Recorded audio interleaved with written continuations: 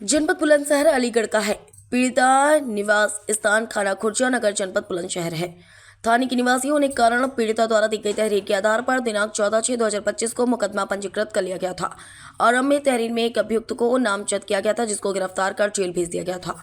धारा 183 BNSS के बयान के अंतर्गत महिला ने 3 और अभियुक्तों का नाम लिया था, जिनकी घटना के समय उपस्थिति जनपद कासगंज, जनपद संभल व अन्य स्थानों में पाई गई, जिससे उनकी घटना में संलिप्तता की पुष्टि नहीं हुई। आज दिनांक 15/11/2025 को वायरल वीडियो के संबंध में पीड़िता द्वारा पर लगाए गए आरोपों के संबंध में पृथक से ऊपर पुलिस अधीक्षक अपराध द्वारा जांच की जा रही है। जांच के आधार पर विधिक कार्रवाई की जाएगी। उक्त संबंध में क्षेत्राधिकारी खुर्जा श्रीमती पूर्णिमा सिंह की बाइट। बुलंदशहर से सर्वेश कुमार, समाचार 24। थोड़ा आप आज SSP कार्यालय आई हैं, क्या मामला है और जिन दरोगा पर आरोप लगा रही हैं वो क्या प्रकरण है? वैसा है कि 2024 में नवंबर के महीने 8 तारीख को मेरे साथ बहुत बड़ी दुर्घटना हुई थी। मेरा रेप हुआ था मोमडन लड़कों के साथ। उसमें मतलब उन्होंने मुझे 48 दिन अपने घर में रखा था और मतलब बंदी बनाकर मेरा धर्म परिवर्तन कराया, जिसमें मुझे बुर्का वगैरह पहना के इधर से उधर शिफ्ट भी करते थे। मैंने वहाँ से कैसे कैसे अपनी जान बचाई और इकराम दरोगा जी के पास खुर्जा आ गई। वहाँ आने के बाद इकराम दरोगा जी ने रात के 11 बजे तक मैं आई थी, वापसी भेज दिया, घर जाओ सुबह आना। जब मैं सुबह गई एप्लीकेशन लेके तो उस पर कोई कार्रवाई नहीं की गई। अपनी मर्जी से जाते हो तुम और बदनाम करते हो साले मुसलमानों को। तुम जाट बनी है हिंदू, ये 3 नाम बताए उन्होंने कि इनके लड़कों में दम ही नहीं होता। अपनी बीवी आई रुकती इन पर धमका के भगा दिया वहाँ से। तो मैंने ये एप्लीकेशन पोर्टल पे डाल दी थी। पोर्टल पर से जब घूमकर 2 महीने बाद आई तब मेरा मेडिकल कराया। 2 महीने बाद जो मेडिकल में मेरा कुछ नहीं आया, मुझे नशीली दवा दे दे के रखा था, जो सिर्फ निशान है मेरे हाथ पैरों पे अभी तक। उसके मारा पीटा था वो अलग, बिजली के शॉट देते थे वो अलग, मगर कोई कार्रवाई नहीं हुई। जब कोई कार्रवाई नहीं हुई तो पोर्टल पर डाली थी। पोर्टल पर से जब एप्लीकेशन आई उसमें क्या करा इन्होंने, खाली पेज पे साइन कराकर दोनों पे, और इन्होंने 3 लड़कों के नाम निकाल दिए। यानी कि जो बंटी है, जो मतलब गैंगस्टर है, 9 मुकदमे है उसके ऊपर, सिर्फ हत्या के और रेप के। वो कभी भी किसी को मार सकता है, पैसे लेके सुपारी देता है जैसे। उसके भी नाम निकालिए, सिर्फ आशिक नाम से इन्होंने मुकदमा दर्ज कराकर मेरा, और उस लड़के को 1 महीने की सजा कराकर, और मेरे खाली पेज पे जो साइन लिए, एक पे तहरीर बदल दी और एक पे एविडेंट लगाकर उसे बाहर निकाल दिया। आपने इकराम दरोगा जी पर भी आरोप लगाया है, वो क्या आरोप है? वो आरोप ये थे, मेरे घर वाले ने एप्लीकेशन डाली थी कि मेरी पत्नी गुमशुदा है 10 तारीख को 2024 नवंबर में। तो मेरे घर वाले ने आके ये विरोध किया था कि जब मैंने एप्लीकेशन डाली थी तो मैं बताना चाहिए था कि मेरी घरवाली आ गई है, तुमने कोई सूचना दी, आपने अपनी जिम्मेदारी निभाई। इसी बात पे मेरे घर वाले को बिठाकर इतना मारा था मेरे सामने, यानी कि एक पति को उसकी पत्नी के सामने मारो, कितनी दुख की बात। एक तो पीड़िता पहले से ही पीड़िता है, वो ऊपर से ही तुम उसके सामने और गलत कर रहे हो।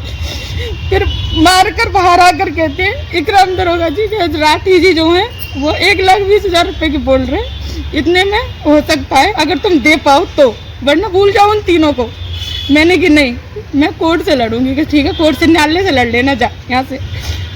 उसके बाद इकराम दरोगा जी फोन करते और मुझसे कहते हैं आप मेरे साथ कोऑपरेट करो।